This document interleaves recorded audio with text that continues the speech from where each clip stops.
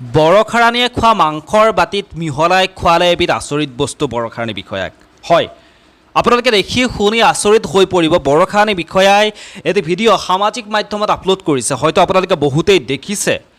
বৰখাৰাণী বিষয়াই এখন ৰেষ্টুৰেণ্টত তেওঁ খাবলৈ লোৱাৰ সময়তেই তেওঁৰ মাংসৰ বাতিত মিহলাই খোৱালে বৰখাৰাণীক এবিধ আচৰিত বস্তু। তাৰপিছত বৰখাৰাণী বিষয়া আচৰিত হৈ পৰিছে।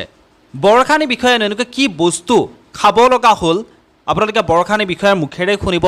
কিছু সময় পিছতেই মই আপোনালোকক সেয়া দেখুৱাবৰ কাৰণে চেষ্টা কৰিম, যিহেতু অভিনেত্ৰী বৰখাৰাণী বিষয়া অভিনয় জগতখনত তেওঁ বহু আগৰে পৰা কাম কৰি আছে। তেওঁ শ্বুটিঙৰ বাবে এঠাইত গৈ থকাৰ সময়তে বাটত ৰৈ এখন ৰেষ্টুৰেণ্টত তেওঁৰ মন পচন্দৰ এবিধ বস্তুৰ সোৱাদ লৈছিল, আৰু সেই সোৱাদ লওঁতেই সেই মাংসতেই মিহলাই দিছিল সেই আচৰিত বস্তুবিধ। তাৰপিছতেই বৰখাৰাণী বিষয়াই যেতিয়া গম পাইছিল, তাৰ পিছৰ পৰিস্থিতি সেই দোকানৰ অনাৰজনক মাতি আনিছিল।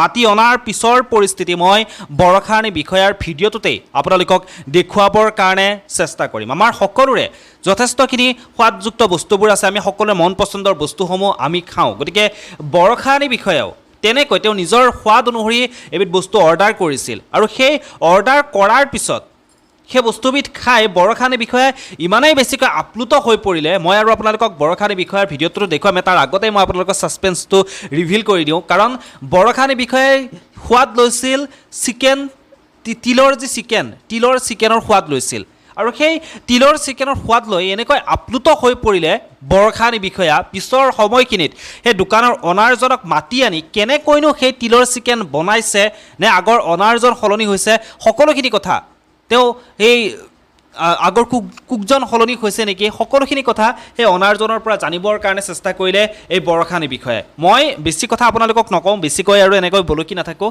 বৰখাৰাণী বিষয়াৰ ভিডিঅ'টোৱে মই আপোনালোকক দেখুৱাইছোঁ, আৰু আপোনালোকৰ এনেকুৱা নিশ্চয় সকলোৰে প্ৰিয় খাদ্য সম্ভাৰ আছে। আপোনালোকে কি খাইনো ভাল পায় আপোনালোকে জনাবৰ কাৰণে একেবাৰে নাপাহৰিব। আহক বৰখাৰাণী বিষয়ানো কি কৈছিল ভিডিঅ'টোত, মই আপোনালোকক বৰখাৰাণী বিষয়াৰ ভিডিঅ'টো দেখাওঁ, চাই লওক একেবাৰে।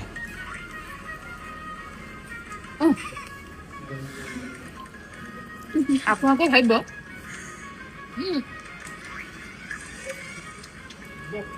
উপহাৰলৈ গৈ পেলাই আকৌ ভিডিঅ' কৰিছে, প্ৰমোশ্যন কৰিছে চাগে। একদম নহয়।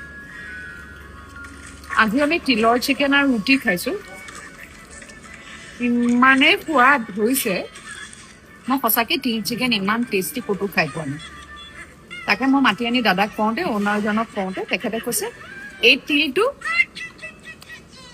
টেৰেছ কাল্টিভেশ্যনৰ। দাদা এক নহয়, এই তিলটো ক'ৰ হয় বুলি ক'লে আপুনি যে ক'লে? গাৰো হিলছৰ ঝুম খেতিত কৰা তিলটো। ঝুম খেতিত কৰা ঝুম খেতি কৰে ন, সেইটো টেষ্টটো বেলেগ। মই ইয়াৰ আগতো আহোঁতে তিল চিকেন খাইছো ইয়াতে, কিন্তু তেতিয়াতকে এতিয়া টেষ্ট ইমান ভাল হৈছে। মই সুধিবলৈ বাধ্য, কুক চেঞ্জ হৈছে নেকি? কৈছে কুক চেঞ্জ হোৱা নাই বাইদেউ, তিল চেঞ্জ হৈছে। আৰু মই গৈও আছো, মাজতে মই এখন গাৰো চিনেমা কৰি আছিলো, আপোনালোকক কৈছিলোৱে। গাৰো তিলৰ চিকেন খাইছো আৰু গৈ আছো গাৰো ছবি কৰিবলৈ।